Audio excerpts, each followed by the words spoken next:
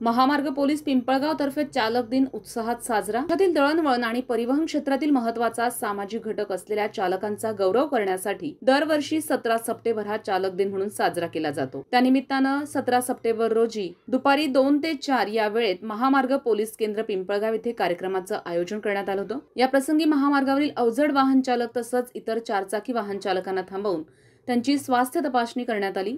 तसंच पुष्पगुच्छ देऊन त्यांचा गौरव करण्यात आला. चालकांना वाहतुकीच्या नियमांबाबत मार्गदर्शन करण्यात आलं. स्वास्थ्य तपासणीसाठी राधाकृष्ण हॉस्पिटल पिंपळगाव येथील डॉक्टर उमेश अहिरे व शासकीय रुग्णालय येथील डॉक्टर प्रवीण डोकळे उपस्थित होते.